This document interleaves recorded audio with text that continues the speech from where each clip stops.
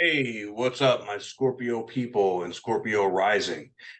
This is your 2024 energetic overview. Hope you're all doing well right now. My name is Biowzrd, and I'm here to share my intuitive insights with the astrological aspects of 2024. So before I get started, thank you for tuning in.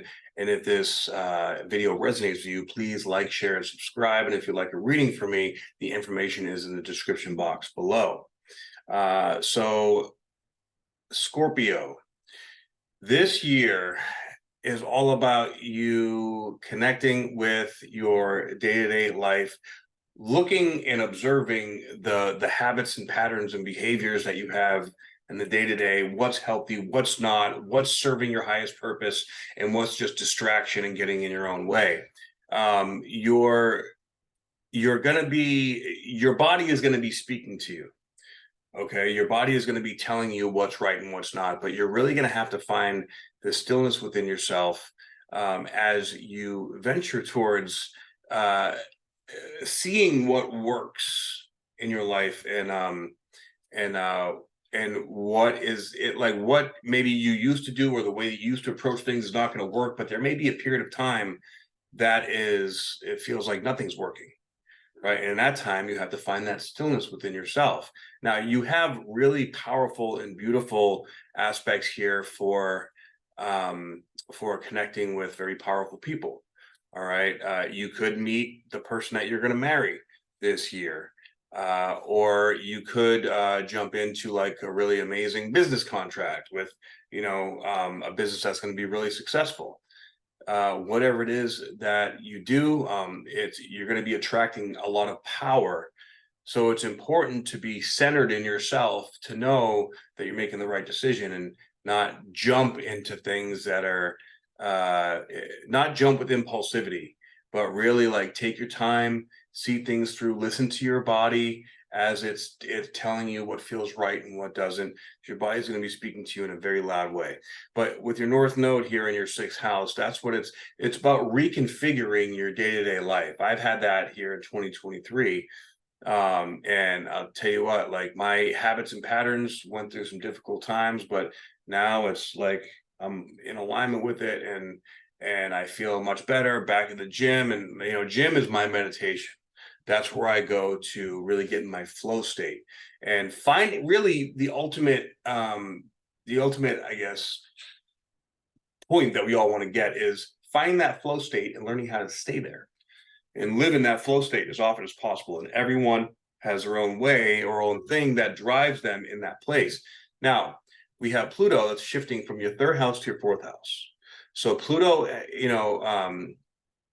Pluto in the third house is all about learning a lot about yourself. You've been doing a lot of shadow work, okay? A lot of shadow work, and it's been necessary. You may even had some shifts in your relationships with your siblings, good, bad, or indifferent. But as it's shifting into your fourth house, this is where now your Pluto in the fourth house is all about your home and family, but also your ancestral roots, okay, where you come from. And this Pluto represents death and rebirth. So as we're shifting from the third house to the fourth house, whatever's happened here in the last year or two could have been a little difficult in regards to learning this new version of yourself that's been awakening and coming through. And now you're going to awaken to a new desire or way that you want to connect to the feeling of home within yourself. It's important not to connect to anything outside of yourself for that feeling of home, because that is essentially a compensation. Home is within ourselves. It's not in a house. And whatever you are connecting to outside of yourself, it may change, or it may feel different, or it may just be taken away from you in some way, shape, or form. Since we're starting a 20-year cycle, and Pluto's going to be here for 20 years, you could experience a lot of death and rebirth in this next 20 years, but that's a very wide range of energy. So this is also our connection to death in relationship to our ancestry, right? Where we come from, where are we going? And it just so happens that this year in particular, we have all the personal planets that are going to be conjuncting Pluto on the cusp at 0 degrees of Aquarius. All right, now that's a very powerful position because we also had the Jupiter-Saturn conjunction at 0 degrees Aquarius, December of 2021. That was that was the first part of this 20-year cycle. We also have Pluto now coming in, came in 2023 for 2 months, all right, at 0 degrees of Aquarius. That's going to go back and it's going to pretty much stay there. So I feel that this is going to be like sort of a weight lifted off of us coming out of this Capricorn energy and freeing us up to really wanting to connect and creating a home with people. But first, we have to make sure that when we're getting around these new people, especially you are manifesting some very powerful people to be around you this year, and you have the opportunity to create a really powerful community. Just make sure that you don't get lost in the community, that you have a good solid identity, or you really can't make sure or not. There's a good chance that there's going to be some shifts, some changes, because this is this new birthing, process. Now, whenever personal planets conjunct a planet like Pluto, this is where the personal planets are archetypes, and there's a part of us that has a death and rebirth within as we go through this. So as we're coming into this really fully being birthed into this new 20-year cycle, Mercury will conjunct Pluto first, and that Mercury conjunct Pluto is a death and rebirth to a way we communicate with ourselves, or a way we understand something cerebrally. Okay, so this is like, I don't want to live here anymore. I want to live over here. I want to live like this, or I want to change or shift my relationship with my mother, or I want to be this version of a mother. If you are a mother, or maybe you start connecting to your ancestors in a new way. Anything like that, right? Then Mars will come in conjunct, and that's going to be like, all right, now what I used to do is not working, or it doesn't work anymore. Right now, I need to do it a new way. Now, there may be some period of time where this new way still doesn't feel right, or it doesn't feel like it's quite there yet. But that's where our faith takes us into moving into this new higher vibration, and just staying true to ourselves and not needing to know, but allowing it to unfold, not chasing it or going after it. All right, like not needing, like I need to go live at this place, I need to go, do this. Like I accept where I am. This doesn't feel right anymore, and you're doing the internal change first. And once the internal vibration is shifted, that's when the external will shift as well. And then, of course, Venus is going to conjunct twice. So, and it's not retrograding, it's just going around all the way this year. And it's going to conjunct twice in February and then December.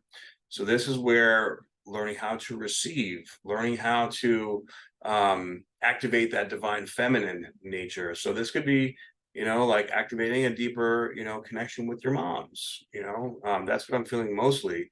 Whatever the case is, there's a big, deep shift going on in your home and family life. And this deep shift is going to require you to change your daily life in some kind of way. All right. But this is also bringing in South Node blessings, from the 12th house. This is like, if you're watching this, you've done the work. You've been doing the work. You live doing the work.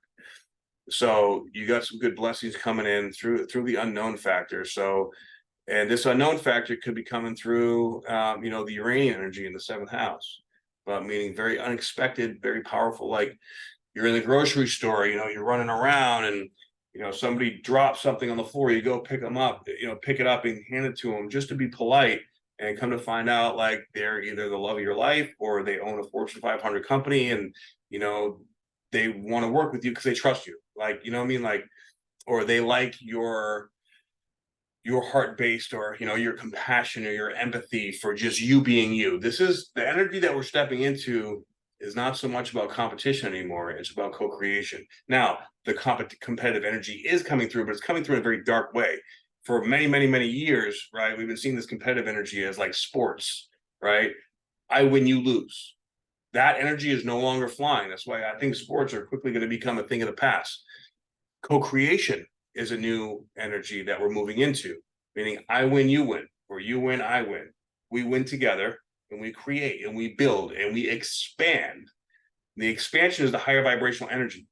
The win-lose, that tug of war kind of energy, that is leaving the earth right now is that lower vibration energy. So be sure not to get caught up in the competitive nature, although, you know, they're trying to attack the world with all the change going on. They're trying to create that tug of war, and we cannot give into that, right? So that's where being at home in yourself and knowing who you are and being in your heart is so incredibly important. And your body is going to be telling you what that is along the way. Now, we also have Saturn here and Neptune in the 5th house, and Neptune will be going to 29 degrees. That's very powerful, and that Neptunian energy is going to get super, super strong. So this can be, you can get downloads or having visions of things that you want to create. But if it doesn't work out or if it's not quite right, don't get too hard on yourself, because this can also be like you're getting these super strong visions and it's you really feel drawn to it, but you get attached to it, and that attachment can really screw things up. Okay, so you just got to be careful for that. We're going to have Jupiter going into your 8th house in Gemini. This is really powerful. Again, once you meet, you know, once you meet the right person, whether it's a relationship or a business partnership, then you can be meeting other people, very powerful people, to bring more things together, especially with the Gemini. That's increasing networking, increasing negotiations, communications, things like that. So if you work with this energy and you allow it to guide you, don't try to get in front of it, but rather let it teach you along the way. By the end of this year, you could be really doing some beautiful things. And I'm feeling that this year is the year for where the empathic, the light worker, the people like you and I, we are going, the transfer of energy is starting to shift now, and we are gonna start to see a lot of opportunities coming our way when we're in this co-creative state of being. Okay, no more competition, it's co-creation. We have to trust and have faith, and that faith, but true faith, comes through surrender and love. And that's, we're learning that, you know, through the cosmic energies coming through. And it's not a fun, easy thing to do, but these cosmic energies are just, they're more powerful than any man can create to slow it down. So they might be able to slow it down a little bit, but it's inevitable. It's coming, it's happening. So stay in your truth, which is your power, and stay in your heart. And things are going to be looking really good for you coming into the second half of this year. All right. So if you resonate with this video, please let me know. All right, like, share, and subscribe. And if you'd like a reading from me, all the information is in the description box below. I hope you have a wonderful 2024. Aho. I'll see you on the next video.